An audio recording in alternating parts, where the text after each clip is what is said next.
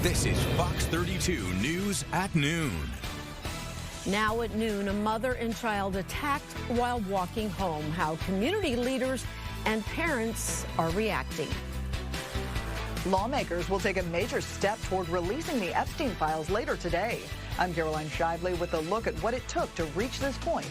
That's coming up. Taking a live look outside, skies are gray and we could see some more showers this afternoon.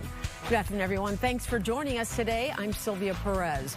Community members outraged after a mother and her 9-year-old son were attacked by a group of children. In the video, we are not showing we are blurring out the pictures here. The mother and her son were seen walking near South Bensley Avenue when a group of children actually approached them and began punching and kicking them several times. The mother says her son had been bullied at Orville Wright Elementary School for more than 2 years and claims the administration did nothing to protect him.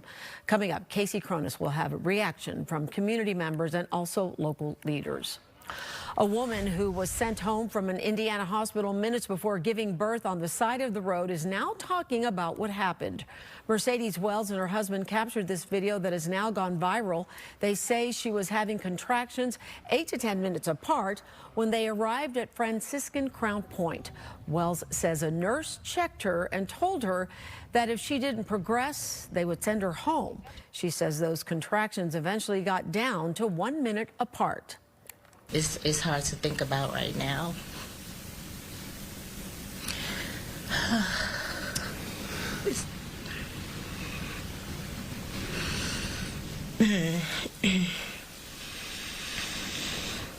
I just don't understand how, as a licensed healthcare worker, you could turn someone to the door to leave that's in excruciating pain.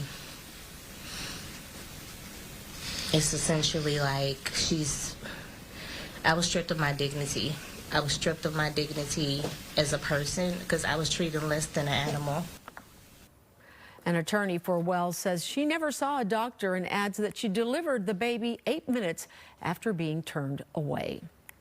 Franciscan Health Crown Point released the statement saying, in part, it considers the video troubling and understands the concern. The hospital says the video is just part of the information it is now looking at during their investigation. A brutal attack on the CTA Blue Line. A 26-year-old woman set on fire overnight.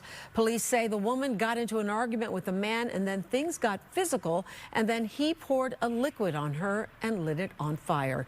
She was severely burned on her face and other parts of her body. Police are still looking for the suspect. They believe that he is about 45 years old. Arson detectives are also investigating.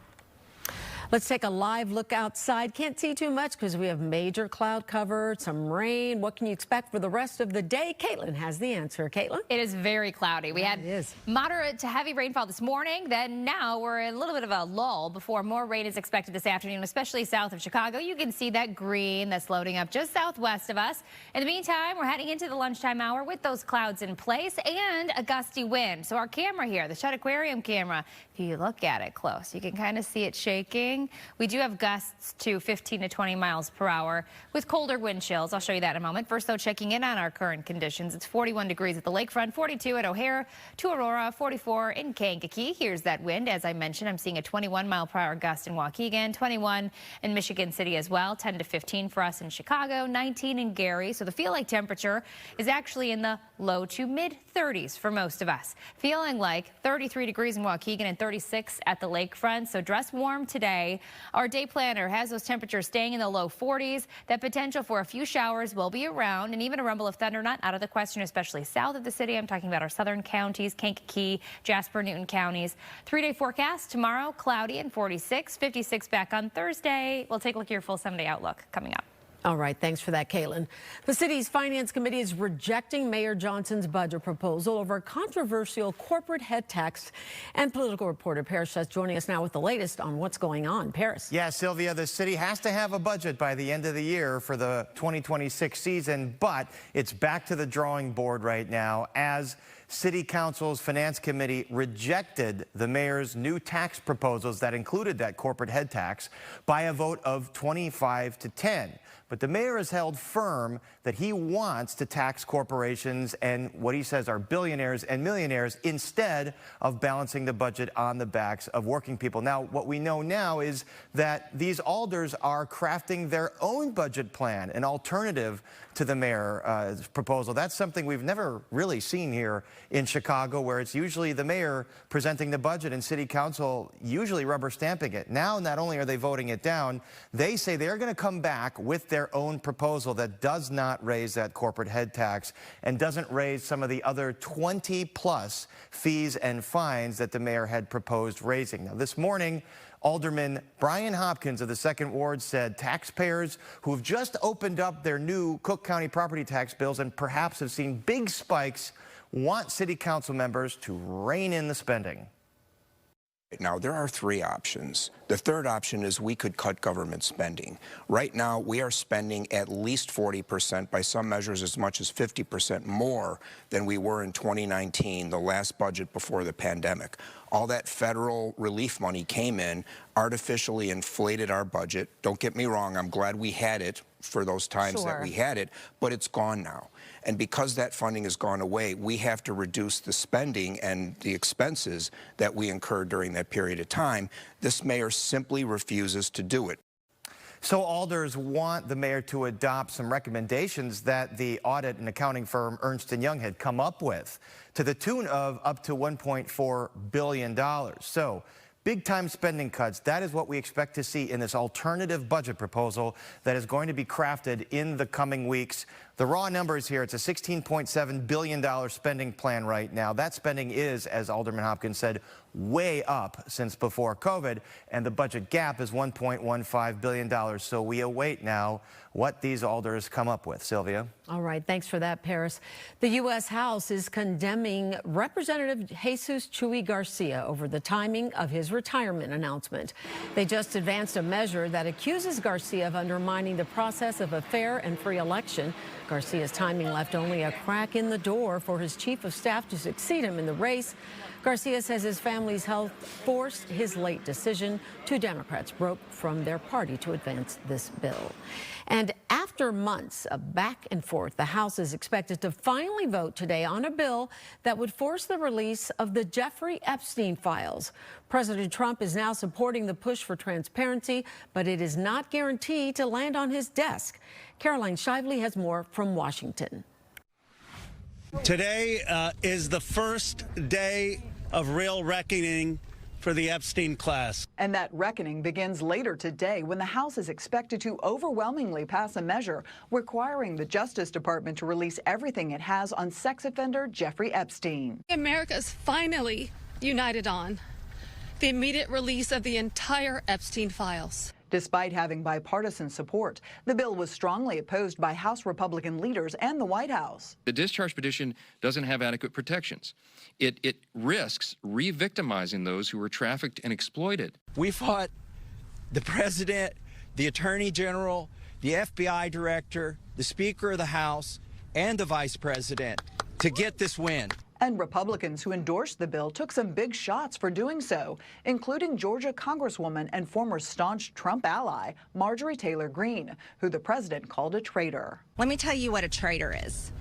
A traitor is an American that serves foreign countries and themselves. A patriot is an American that serves the United States of America and Americans like the women standing behind me. Trump now supports releasing the files and is ready for the Epstein saga to stop distracting from the work his administration is doing. I'm for I don't, they can do whatever they want. We'll give them everything. After the House vote, the bill would then need to be approved by the Senate before going to President Trump's desk. But it's unclear how that chamber will handle the measure. In Washington, Caroline Shively, Fox 32, Chicago. People who lost their SNAP funding during the government shutdown will have to reapply for their benefits. The Department of Agriculture is directing all recipients to do so to cut down on potential fraud. Illinois residents are able to reapply online through the Department of Human Services. Chicago Botanic Garden workers are trying to unionize, and they say they are facing retaliation because of it. They're getting support and backing from Cook County Commissioners and Board President Tony Preckwinkle. Workers claim this is happening despite the unanimous passage of a Cook County Forest Preserve resolution backing the formation of a union. One worker said he was fired after expressing safety concerns, and another worker spoke with a press conference accusing the Botanic Gardens of union busting. Throughout our campaign, garden leadership has continuously retaliated against their workers and shown that they do not care about us enough to listen to our pleas. It's scary to be up here as an at-will seasonal employee, but I care so much about the well-being of my fellow workers at the garden, and we are not asking for a lot. We are asking to be acknowledged and treated like the essential workers that we are, because let me be very clear.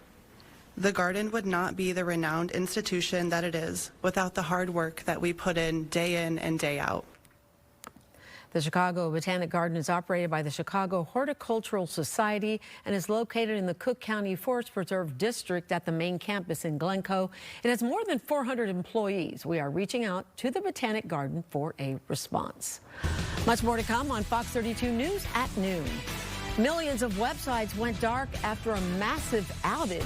We'll explain why.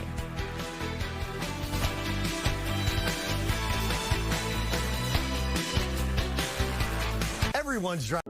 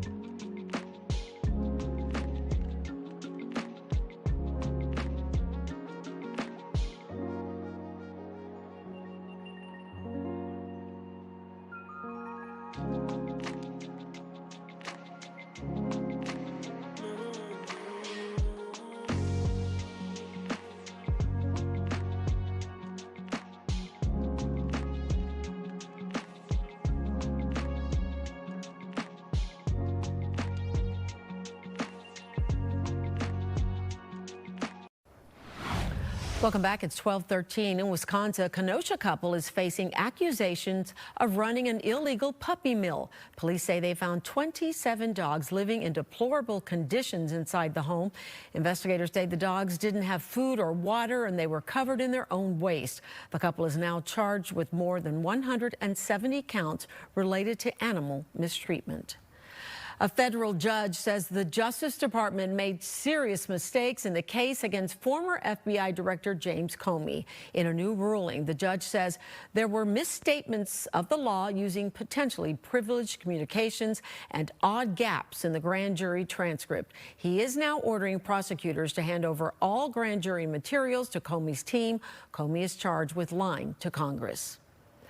The Gaza peace plan is moving forward after the United Nations approved a plan from the Trump administration to secure and govern the area. It provides international support for security and a transitional authority to be overseen by President Trump. However, Israeli Prime Minister is saying that Hamas must demilitarize before the peace plan can continue. The issue of the alleged non-demilitarization of the part of Gaza that is in Hamas' hands, there will be no such thing. Even in the 20-point plan and in everything else, the area will be demilitarized and Hamas will disarm. The UN resolutions say the withdrawal of Israeli forces will be tied to the demilitarization of Hamas. As airports nationwide continue to rebound after that government shutdown, state leaders are thanking air traffic controllers for keeping travel moving. Roseanne has the latest from O'Hare. Senator Dick Durbin thanked the air traffic controllers for all of their hard work during the government shutdown, and they expressed their gratitude to him for voting to end it. Senator Durbin arrived at O'Hare and carrying donuts went to meet a group of about 10 air traffic controllers from all over northern Illinois. While they say they've now received 50 to 60% of their back pay, airlines are pressing lawmakers to make sure controllers don't miss any more paydays, even if there's another shutdown. Otherwise, it could greatly hamper efforts to hire new controllers that are sorely needed, but wary of the fallout during shutdowns when some say they were forced to take second jobs just to pay their bills. We started a food bank in the facility to help feed folks that couldn't afford food. A decision was to come to work or take care of their children because they couldn't afford daycare. It's just like any other American family. Those are the things that stresses all of us all the time.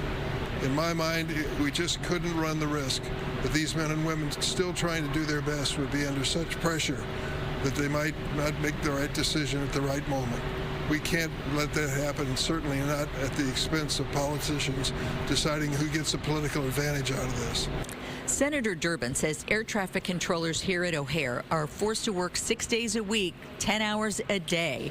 Now, he also said nationwide there are 10,000 air traffic controllers when there should be 14,000, a situation he hopes to remedy. He said he would also vote for any measure that would pay air traffic controllers even during government shutdowns. At O'Hare Airport, Roseanne Tejas, Fox 32, Chicago. Thanks, Roseanne. Let's take a live look outside, find out what you can expect with the forecast today. More rain coming our way. Caitlin? A little bit of rain possible this afternoon, especially south of Chicago. We had our fair share to start off the day, though, I have to say. And right now, it's very cloudy. Temperatures are cool, but it's even colder feeling because it's gusty outside. So right now, it's 42 degrees outside with that blanket of cloud cover. Right now, the winds are coming in out of the east at 5 to 15 miles per hour, gusting even stronger, 20 to 25 mile per hour wind gusts throughout Chicagoland. Temperatures are ranging in the low 40s for us. We're looking at 42 degrees from Chicago Heights to 43 in Gary, 41 at the lakefront, and 42 in Aurora to O'Hare. Here's a look at the radar. So as mentioned, right now, we have mostly dry conditions. You may see some mist or drizzle out there within this thick cloud cover, but more rain is possible, especially south, as mentioned, throughout the afternoon. Even a few rumbles of thunder, not out of the question. This is 3:45, and you can see that rain that has passed through southern portions of LaSalle, Grundy, Kankakee, Will County, and in northwest Indiana. As we get into this evening, though, drier air will be here. The clouds, they're sticking around, though, for your Wednesday. Luckily, tomorrow we're looking at dry conditions, but it is going to be a cloudy day. Temperatures back to the 40s, just slightly below normal.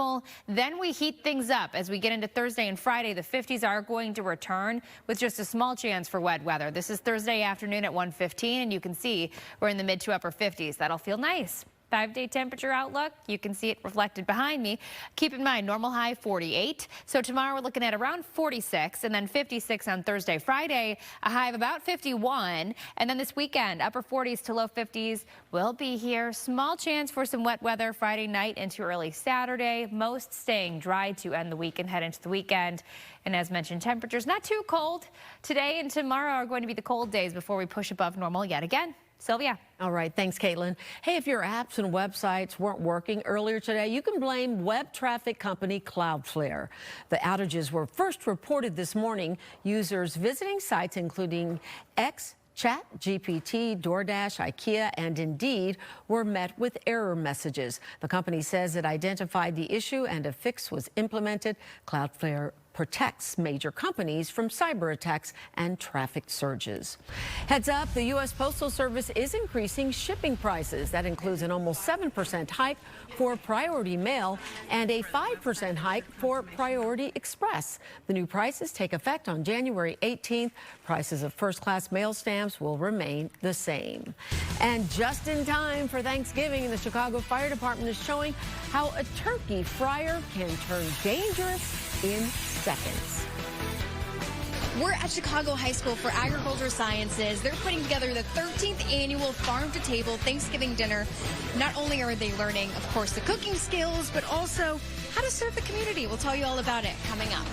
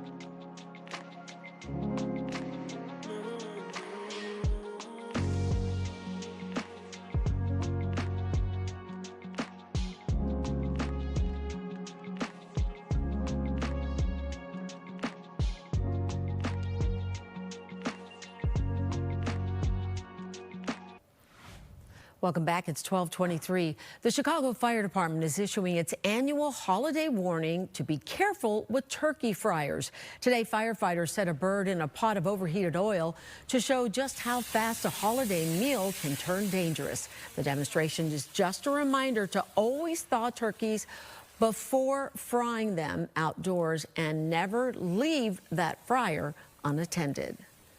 Students at Chicago High School for Agricultural Sciences are now teaming up with local chefs to cook a special Thanksgiving dinner for 400 seniors. Gabriella Primus takes us inside the 13th annual tradition.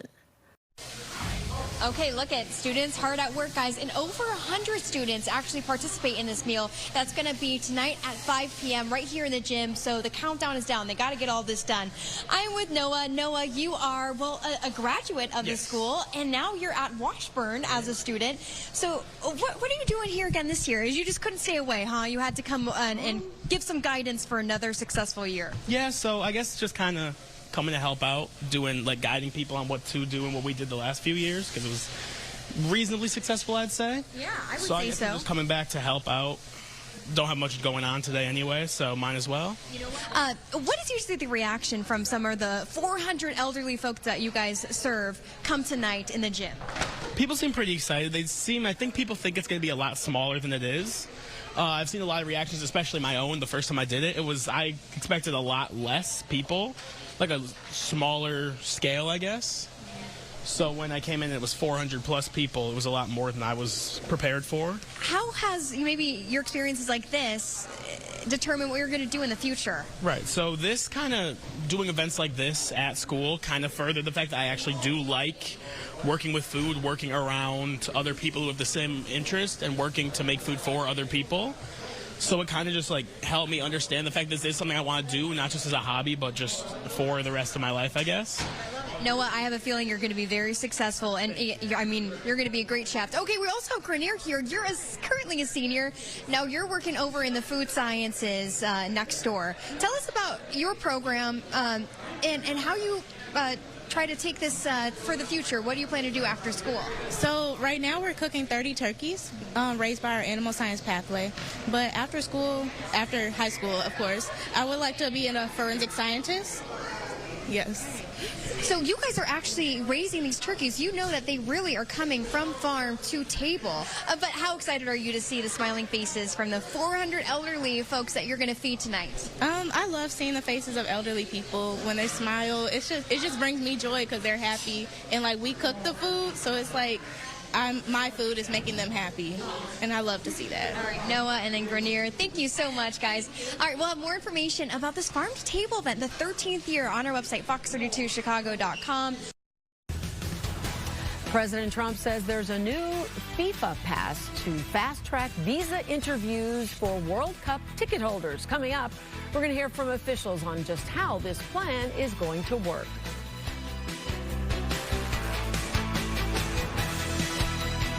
Fox 32.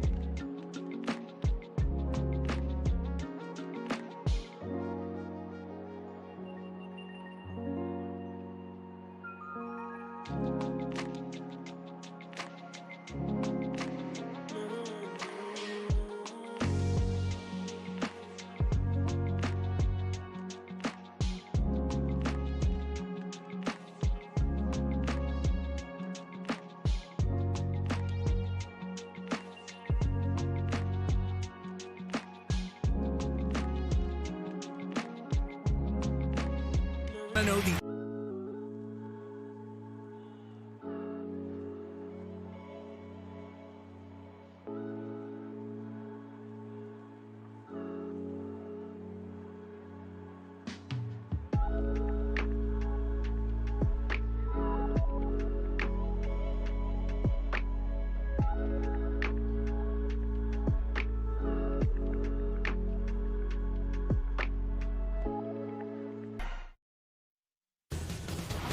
Welcome back. Here's a look at some of the top stories that we're following for you this afternoon. A brutal attack on the CTA Blue Line. A 26-year-old woman was set on fire overnight. Police say the woman got into an argument with a man and then things got physical, and then he poured a liquid on her and lit it on fire. She was severely burned throughout her body, and police are still looking for the suspect. They believe he's about 45 years old. Arson detectives are also investigating. Outrage in South Deering after a mother and child attacked on their way home from school. Casey Cronus is live outside of Orville Wright Elementary School with the very latest on this story. Casey, what can you tell us? Hi, Sylvia. This video is heartbreaking to see. That woman, a 33-year-old, says she was walking her 9-year-old son home from school when they were jumped by a group of kids. And we need to warn you, the video is difficult to watch. We have frozen it before things escalate. Chicago police are now investigating after the woman named Korshonda and her son were viciously attacked near 106th and Bensley. That's just a couple blocks away from the elementary school. It happened yesterday shortly after dismissal. A group of kids approached them and started punching and kicking them. Korshonda says her son has been bullied at Wright and claims the administration has not done enough to protect him. Here's what happened yesterday in her own words. So I asked my kids to come to the next side of the street with me so they wouldn't get jumped. So we kept walking. They followed us all the way there. And then they still fought us. They fought my son. They hit my son first, all in his face. Then they dragged me in the grass and pulled my little baby hair. Community members rallied outside the school today with the boys' parents calling for justice. Some of them are still here. Both Korshonda and her son were treated at the hospital last night. Now, we have reached out to CPS for a statement. We're so sorry about that. We've reached out to CPS for a statement, but have not yet heard back. Back to you. All right. Thanks for that, Casey. Let's take a live look outside. Overcast skies. What can you expect for the rest of the day? Caitlin is joining us with the answer. Caitlin. Well, we're not completely out of the woods with this rain potential. We had rain this morning. Now it's just cloudy, maybe some drizzle in spots. But if you take a look at the map behind me, you can see more rain is loading up to our southwest, just southwest of LaSalle County. And the potential for rain, as mentioned, is going to be in the forecast this afternoon, especially for our southern counties. So LaSalle County, Grundy, Kankakee, and northwest Indiana. A closer look, though, does show dry conditions for the most part in Chicagoland now. You may see some mist or drizzle that's not even showing up on radar. It's so light, but that wet feel, the cloudy skies, they're sticking with us throughout the rest of the day because low pressure is passing on by. As high pressure builds in from the north, though, we have drier skies returning for tomorrow. The clouds, they're still staying in place. Notice as we work our way through Wednesday, 445, we still have clouds covering all of Chicagoland. The temperatures back to the 40s tomorrow. Then we start to warm things up, and all eyes will be on our next weather maker to our south.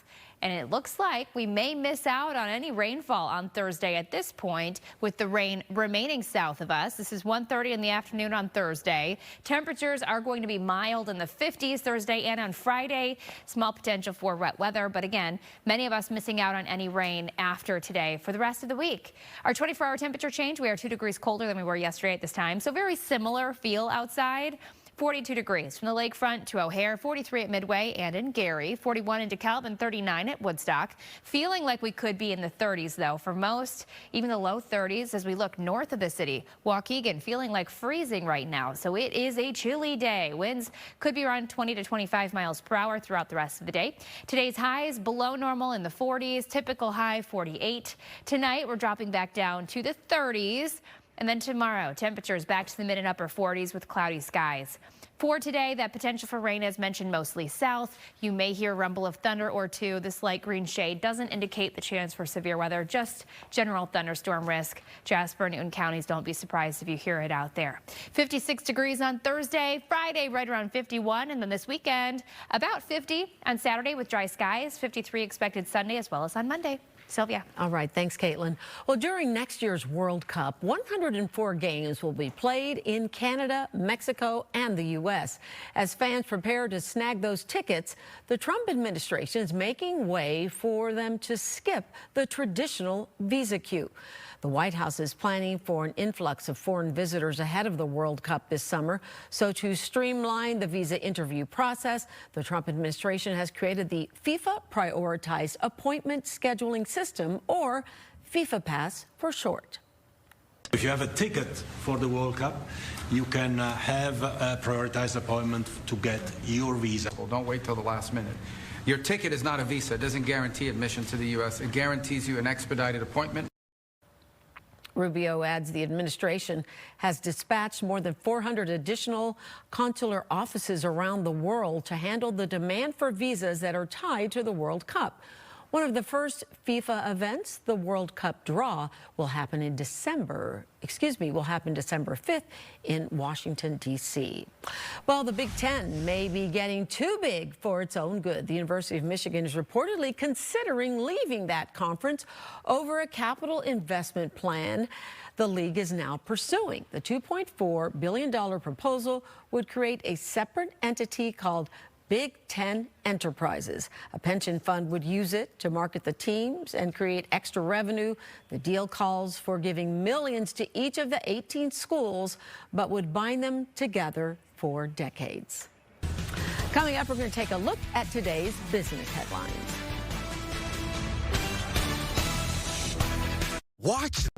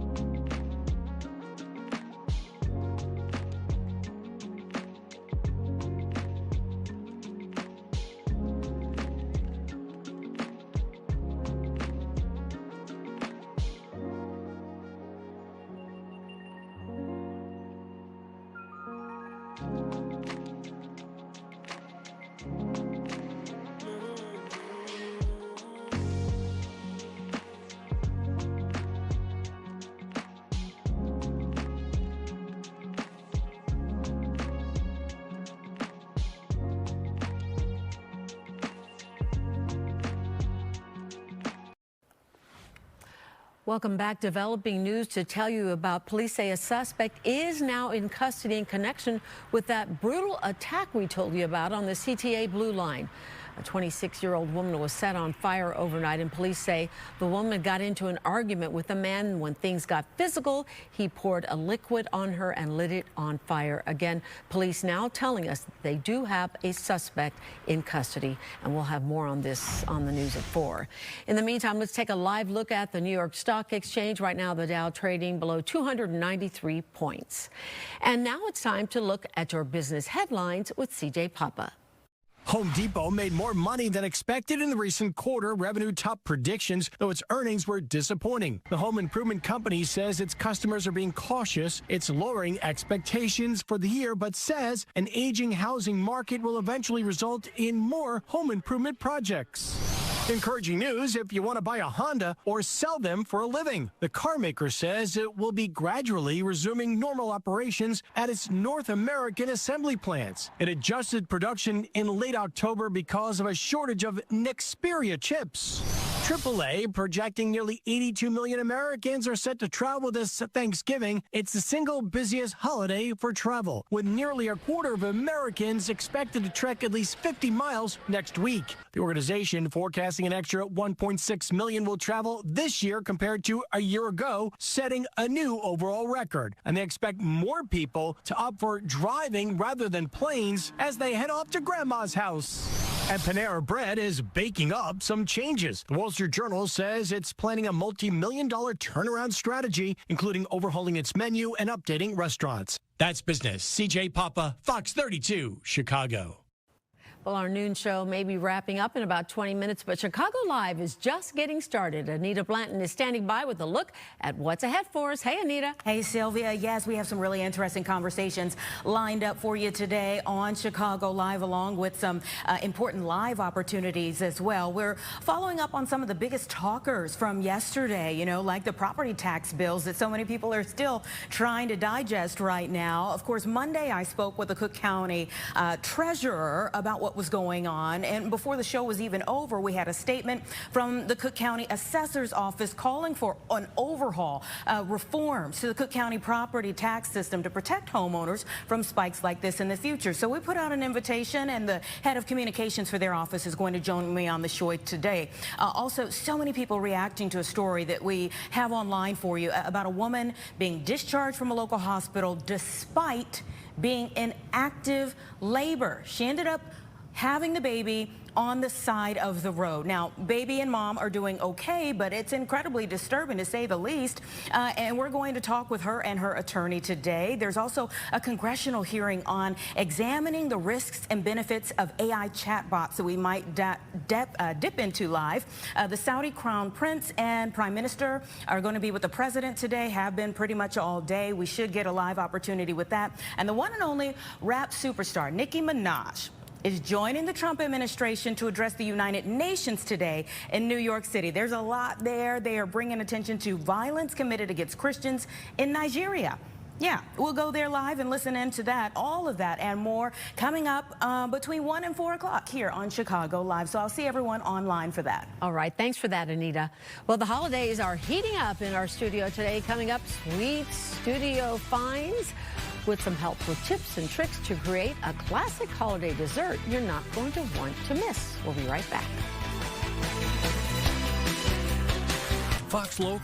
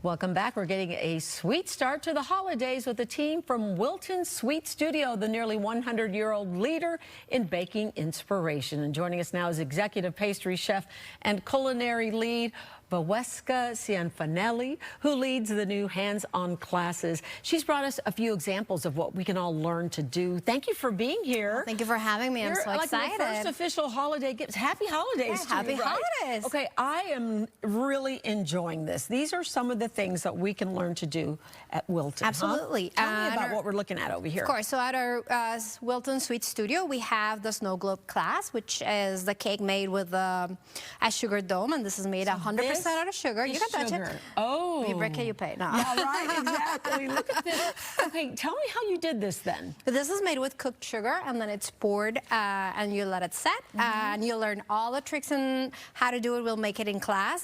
This is a beautiful limited edition, kind of like holiday themed class that we have. We have a couple of spots available, and we also make our sugar shaker cookies, which are these, and these are also made with sugar. These are beautiful. And our beautiful Wilton sprinkles. You can even shake them. Oh, wait, that one? Wait, let me see. Oh, can how cute is this? Okay, I don't know if the camera can get close enough to see that.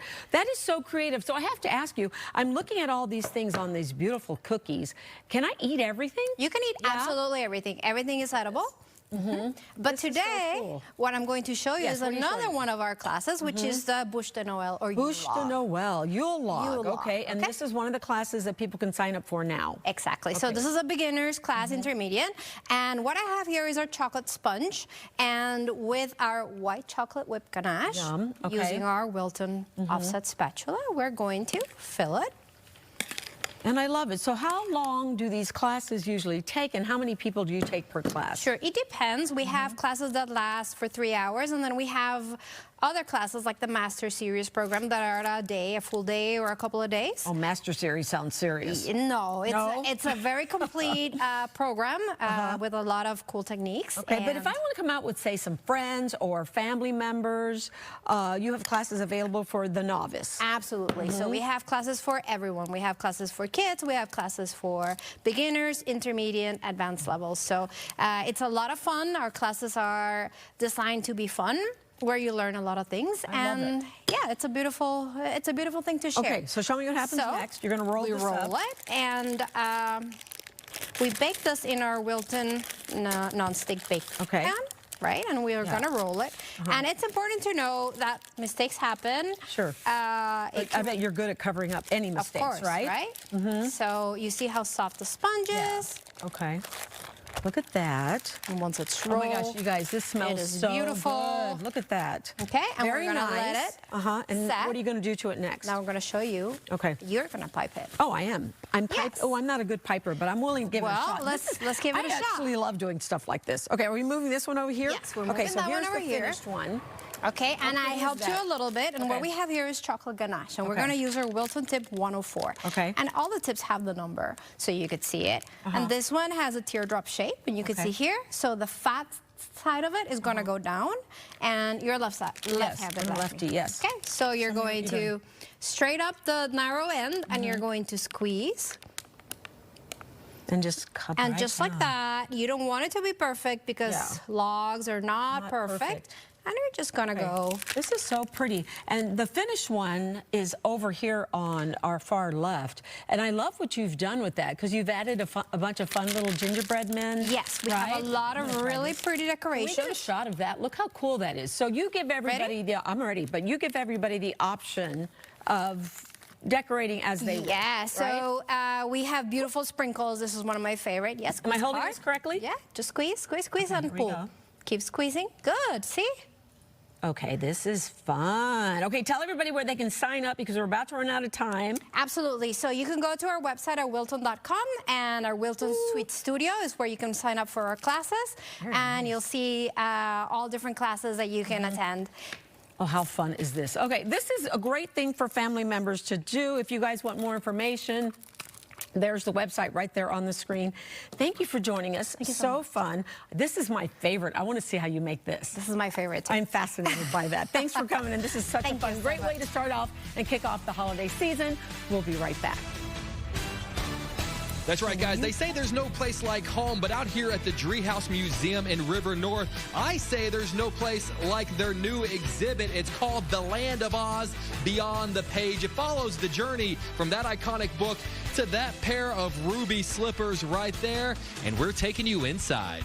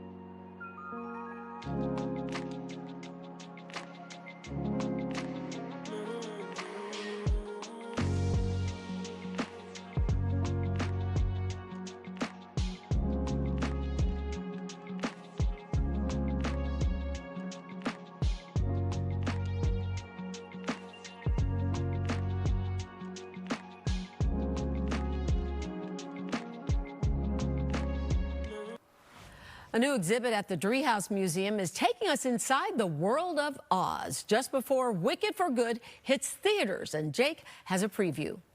And let me tell you, if you're getting ready for Wicked this weekend, you're going to want to make a stop here first. We're going to chat with Sally Ann, the Director of Collections and Exhibitions. Sally Ann, so good to see you this morning. Thank you. Good to see you. Oh, you guys have a really great sort of breakup of all the different artifacts and art to get people ready for a little bit of Wizard of Oz. Tell us what's in this room. Well, in this room we have exhibition sketches that were created by James Martin Smith for the stills design set for the movie. And they're really, really beautiful pieces. I think it's safe to say that if you are a big fan of the movie, I think some of these pieces are going to be recognizable to some people. Absolutely. Beautiful watercolors. It takes you through the journey through to the Emerald City, so you see little images of the characters within the movies. Back in 1939, you kind of had to just get creative. Tell people what this is right here. Well, what we see in the middle is a painting called a matte painting, which was used in filmmaking. And they would leave a space open, as you can see in the corner there, for a photo, the live action shot, so that they were married together. This clip from the movie, they would only use this portion and then would just place it right here? Yes, and it would create a seamless shot. We're here with Lisa Key, the executive director. What an amazing exhibit you guys have here, and perfectly timed as well. You'd think we planned it. I know, right? Exactly right. Now, it's hard. There's so many great artifacts when you come into this room, but we got to be honest.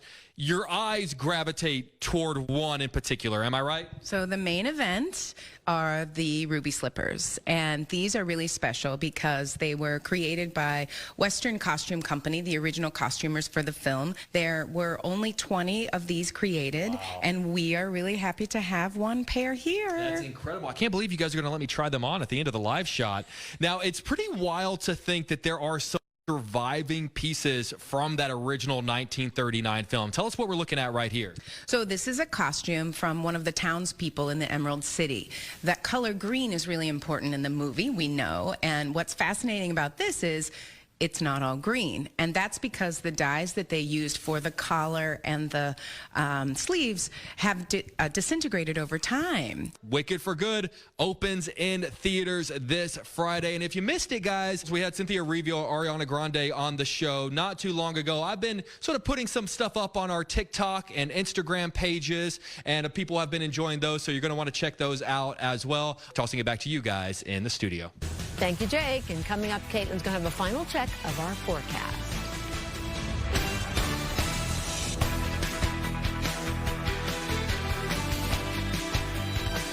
These are the moments.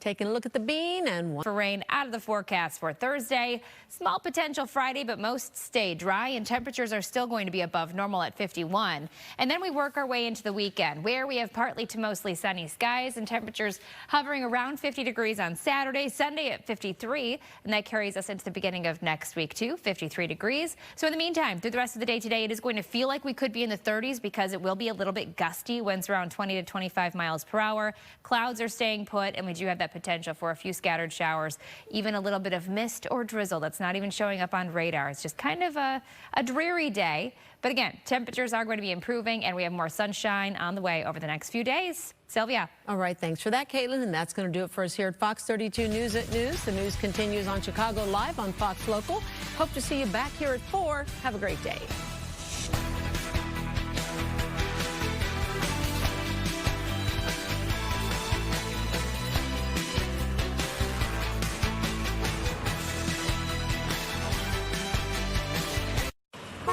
Next.